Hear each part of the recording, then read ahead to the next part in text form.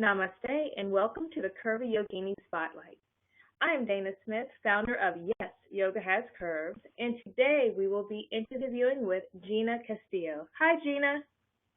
Hi, wonderful to be interviewed. Well, thank you so much for agreeing to be interviewed. So, Gina, tell us when your yoga journey began. My journey began a few years ago, about 4 years ago, after I was a NBC executive working in New York City in the heart of 30 Rock. And part of my job was to be in front of about 10 different TV monitors, all going at the same time. And so I was at heightened awareness of everything, and it was beginning to take a toll on my nervous system. And I was told, well, maybe you should try a yoga class. And when I got to the yoga class, I immediately, of course, felt strongly out of place physically. However, there was a degree of acceptance as far as just being there in general. I did have a very accepting teacher and an accepting population around me. And I was a little bit more aware of myself and comfortable with myself to where I could say, okay, I will continue this. But I recognized the need for a more welcoming atmosphere for curvy yoginis. Mm-hmm.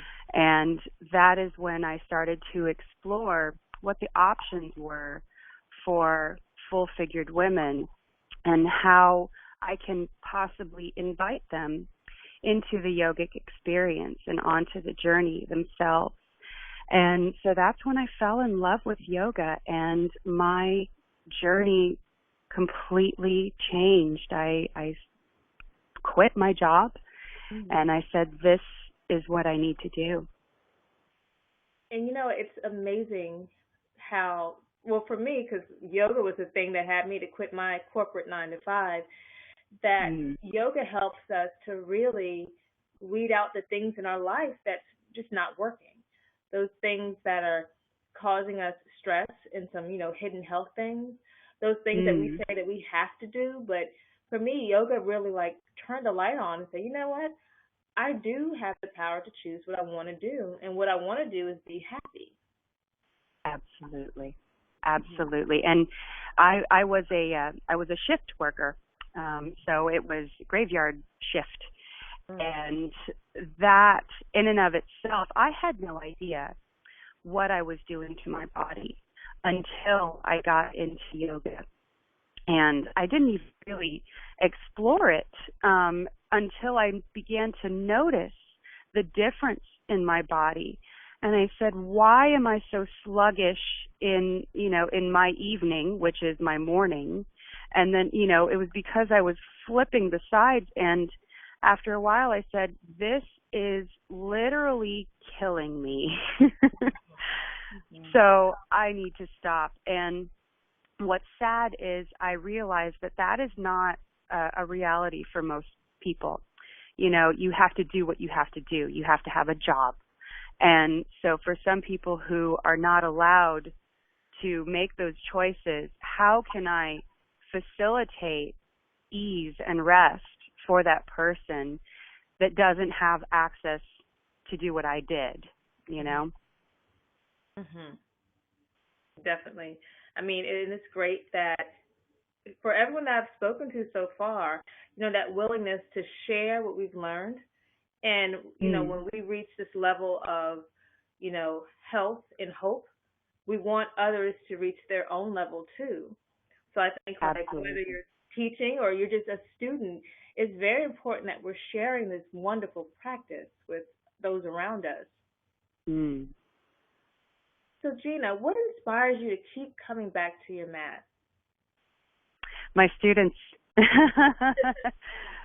my students, and of course I have a love-hate relationship with yoga. I really do. I love it, and it permeates every single minute of my life, every second, every granule, and so much so that sometimes I just want to stop talking about the love and the light and, and I'll go and I'll say, oh, why am I just can't do this anymore. Then you stop and, oh my gosh, I need to go back to yoga because it just sets in. The darkness sets in, and I realize that, the more I come back, the more I go away and then come back, the deeper understanding I have of myself. So I always try to tell my students, when they go away, the journey back is going to actually be even better, because they'll understand themselves a little bit more and say, okay, well, why did I stop that first time? And why did I come back now? Mm-hmm. So why am I going to leave the next time? Right. Right. Right. So it's just self-exploration. Oh, yeah. Yeah. I think if any teacher or student tells you they have not gone on a yoga strike, they would not be telling the truth. Yeah. We've all done a yoga strike. But what you say is so true. When you come back to it, it's like, wow, you have a greater appreciation for it, because you realize what it does for your life. You realize that it helps out so much. But we all get, frustrated and overwhelmed. So sometimes a break is necessary. Sometimes a break is definitely necessary. And I've had students that, they give themselves anxiety about not being able to achieve a pose, right? And so then they'll go away. Mm-hmm. Say, okay, I don't even want to try that. Then I had a student come back, and we tried it again, and she nailed it. Mm-hmm. Because she was at ease. She took a break. You need to have a break. Oh, yes. Oh, yes. Because it becomes very counter to what yoga is at the roots, when you're really trying to pressure yourself to achieve this one goal and you're so attached to it. So it's like, out of yoga, you say have a air of non-attachment, and you'll see the magic happen.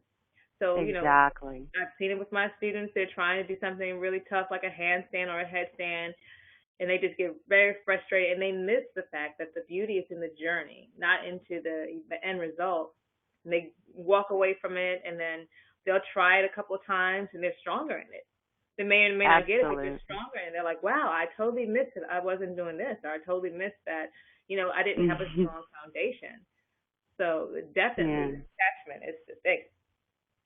And that's what's amazing. I'm sorry. Go ahead. No, go ahead. I'm sorry. Well, that's what was amazing when I decided to start teaching every single day, and get my 200-hour initially. I said, well, you know what? Here's an excuse for me to absolutely have a daily practice, because I got to teach my class. So after that intention where I said, okay, it's my students that bring me there, then it became myself. Then it became, because I have a problem with caring more for others than I do for myself. And it just progressed into, okay, now I need to care for myself so that I can care for my students a little bit better. Yes. So how does yoga help you to love and celebrate your body? Oh, goodness. Do we have about 5 hours?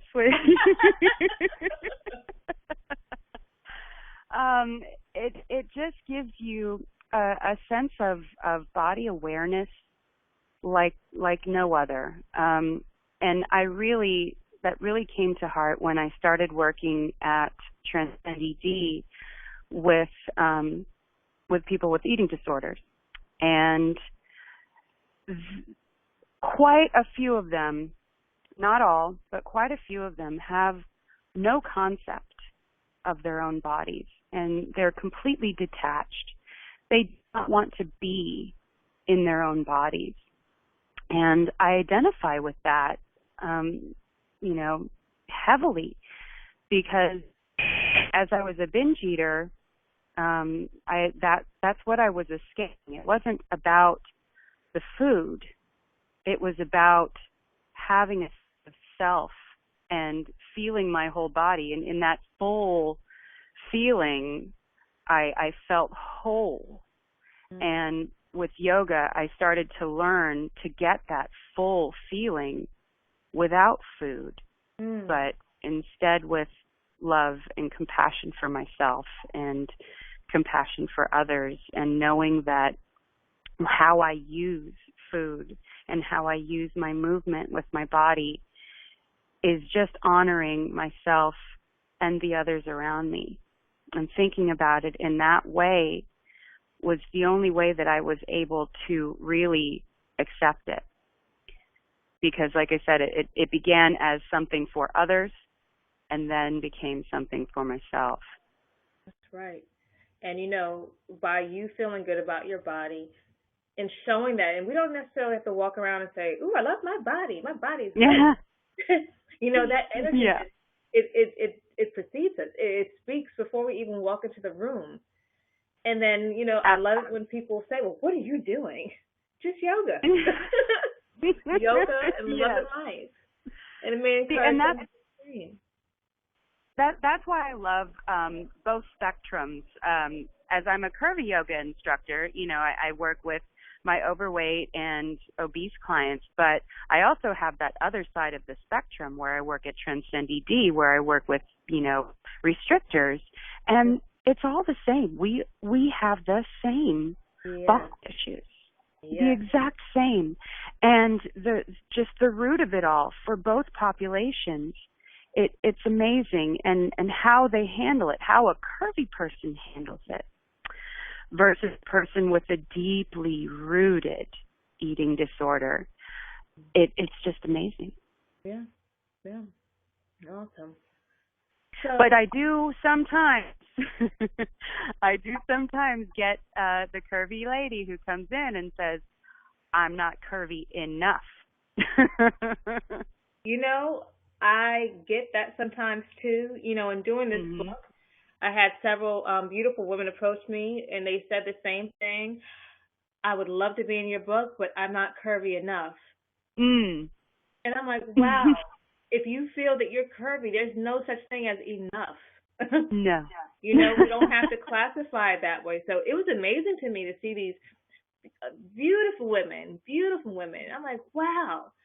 Everyone has their own something with their body. From the thinnest to the more voluptuous, we all have something. But I think it's all about just appreciating what we see in the mirror and just trying to cultivate our spirit and our energy so that whatever we're looking at looks beautiful, looks great. Absolutely. And understanding that the mirror is not your true reflection. No, it sure isn't. It can be some days you look in there and see something different 3 times a day. It just depends on how you're feeling. So what I love to use... Oh, I'm sorry. Oh, no. I mean, I wish... What I love to use in class is, I get behind the science of it all. I try to appeal to the more logical ladies that are trying to, get into yoga, because it's you don't really have too many very logical instructors out there for them. So I try to say, your eyes do not see. They're simply the tools that you use to see with, much like your, glasses. Your brain is what sees. Your brain is what processes that information and puts it into a pattern that you can understand. So if we can tell our brain, what you see is beautiful. Is it true? Is it not true? It's only true what you see. That's the truth in your mind. Wow. I'm sitting here and I'm just, wow. So this is one of the things. It's science. It's just science. It is so beautifully put. And for those listening to this recording, feel free to go ahead and rewind that and play that back several times. Because I will be doing that. That was so beautifully put. Woo. Thank You know, I you. always get like little goose pimples, little chills when something resonates down to my spirit, and I'm sitting here like, whew, got it. So, Gina, what's your Thank favorite you. asana and why? My favorite asana has got to be headstand because people told me I couldn't do it. Mm. And that was it. I'm sort of a I'm sort of a rebel. Growing up, I just frustrated my mother to all heck. I still apologize every Mother's Day for my teenage years. So, so the contrarian in me, the people who say you can't do this, that actually motivates me in a way to prove them wrong. So it was one of the reasons that I went to college, because in 5th grade, I was such a hyperactive little girl that one of my teachers just didn't like me and said, Gina, you are never going to college. Oh, no. And that stuck with me. And it motivated me so much that I sent her my acceptance letter later in life. And I said, thank you. Thank you for motivating me to get to this level, because I don't know if I would have had that motivation otherwise. Mm-hmm. So headstand, they said, well, you know what? You're maybe a little bit too heavy. It might be a little bit too impactful. So I practiced in my dolphin and my prep, just kept going. I said, I can do this. I know I can do this. Mm-hmm. It's simply reversing gravity, and that's fine. Mm-hmm. And, I'm glad that you shared that with our listeners. And my thing is, props are fabulous. I know a lot of students that they don't realize that they can use props to make certain poses more accessible. Don't listen to anyone telling you that you cannot. I said, you decide whether you're going to do it or you're not. So there's always a way, unless there's something, definitely physically, contraindicated for you. But it's really always a way. And I like that. I tend to be a little rebellious myself, and I probably owe my mom some apologies. Good. So we know that asana is important. Asana is part of yoga practice, but a lot of people don't realize that there is a meditation aspect that is equally important. What does your meditation practice look like? My meditation practice is it's very personal to my own experiences. I have a background in filmmaking, and while I went through my yogic journey, I realized I was metaphorically putting together my own film.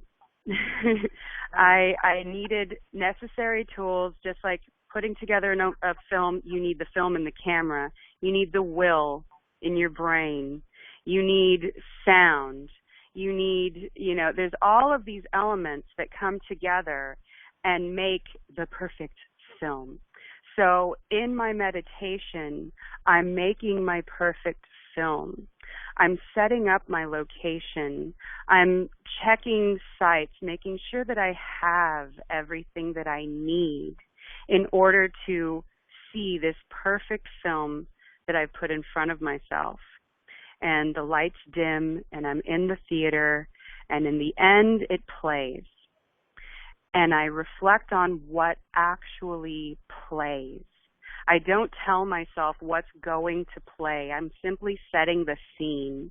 And then I allow the image to come.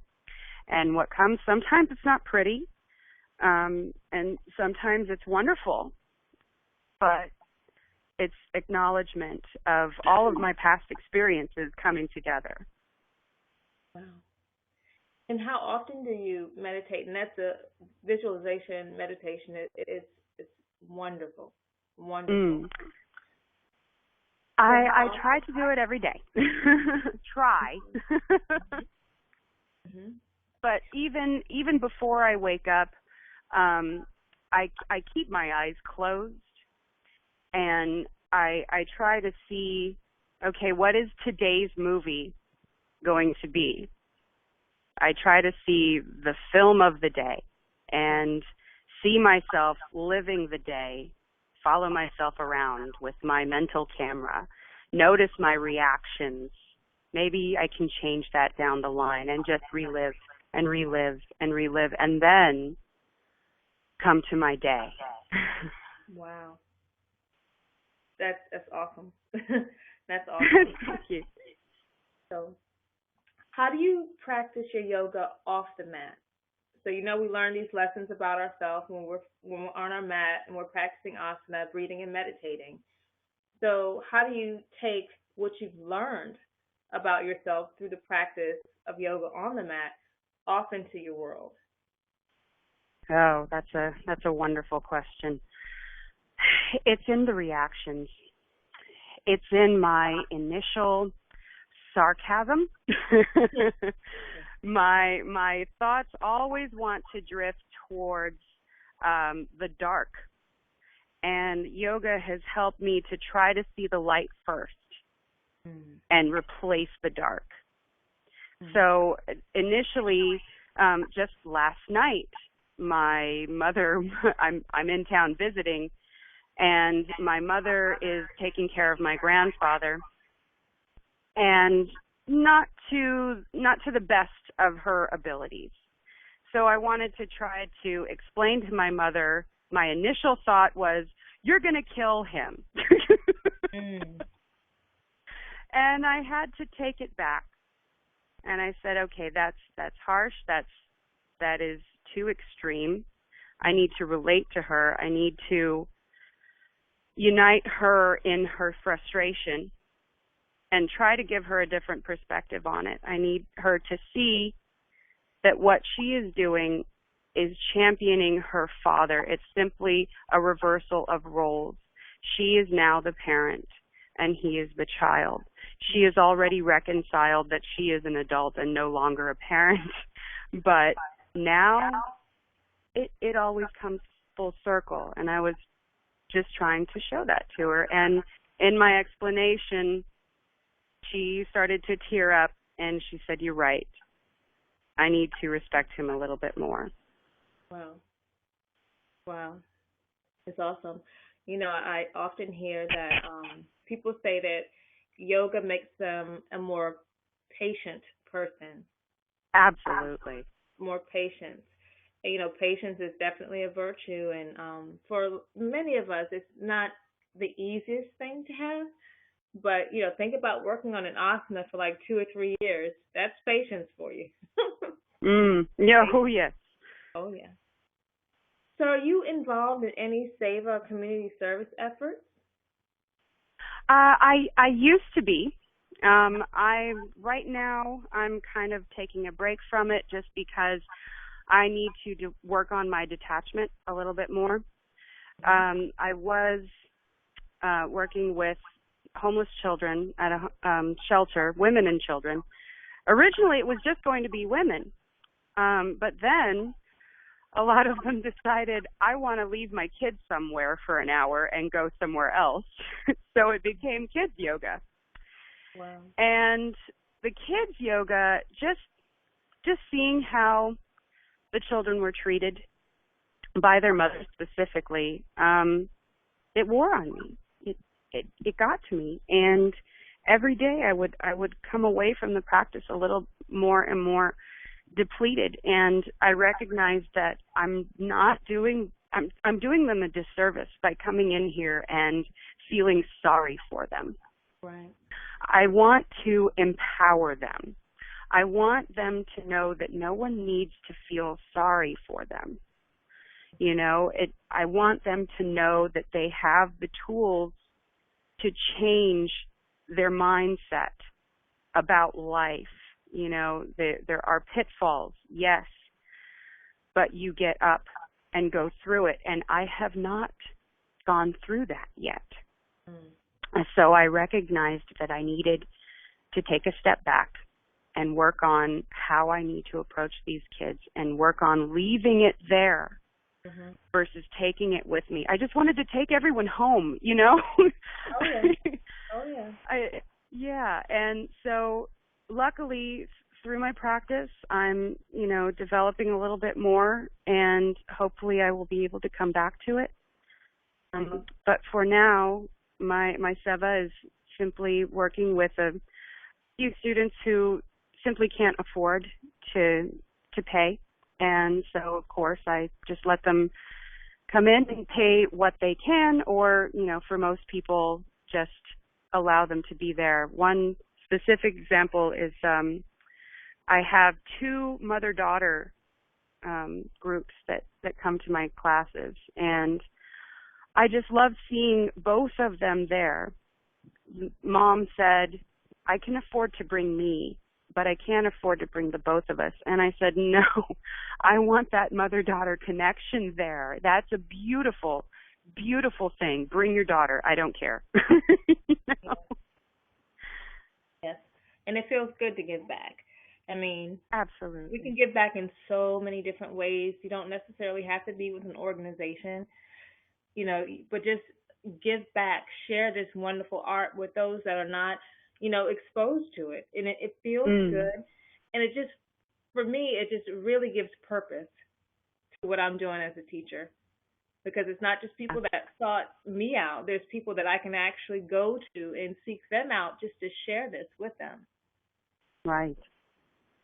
So who inspires you? My mother. Awesome. That my mother, she's the heart of it all.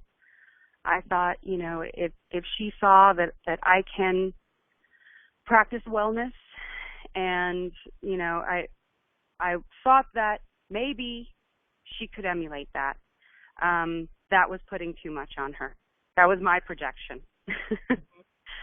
Now I simply try to meet her where she is and try to get her on the path. But, it's hard for people who don't realize that they're not on the right path. She still thinks that it all is groovy how she is, and, but I try to give her a little bit of a practice when I'm in town and try to do a little breathing over the phone with her. And every now and then something sinks in, and every now and then she just doesn't want to hear it. Well, that's a mom. Yep. My other inspirations are Abby Lentz of Heartfelt Yoga, Heavyweight Yoga. Mm-hmm. She's my yoga mama. That's what I like to call her. I was just meeting with her today, and every time I meet with her, I'm a blubbering idiot. She just gets it out, She just strikes a chord within me that just unravels everything. Yeah. And so I love seeing her because she just invites me to be the most authentic person that I could possibly be.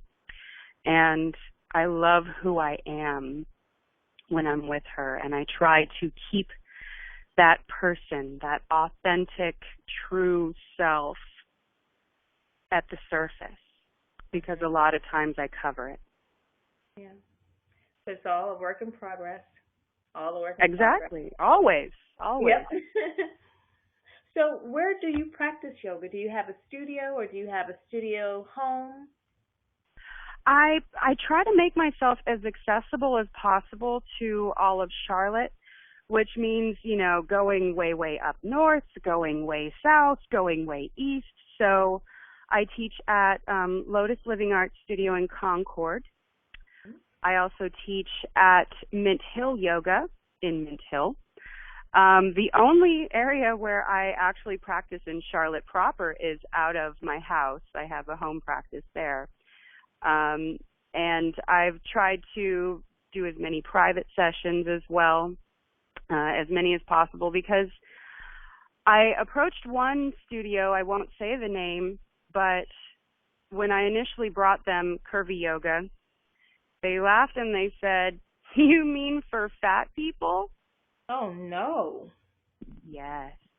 Oh, and so I turned around and just quietly walked out. But luckily I live just 2 miles from that studio, and they all come to me anyways. So it's very interesting how people that do yoga can be very non-yogic, Yes.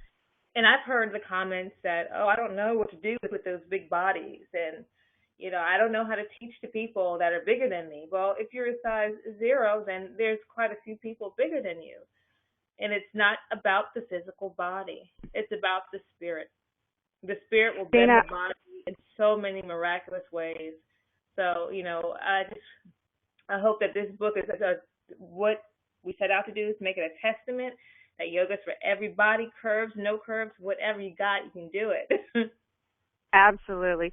The most powerful and disappointing moment of this conference that I've been in, the Symposium on Yoga Therapy and Research, we were in a full room, all of the yogis. It was almost closing ceremonies, and one of the keynote speakers put up a slide, and the slide had the statue of David, and then right next to it, the statue of David overweight, and everyone laughed.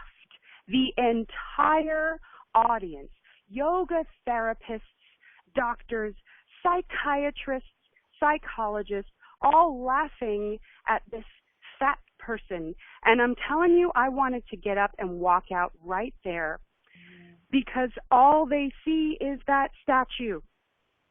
Yeah. There is a deeper person there. I'm not going to see a fat man and simply laugh.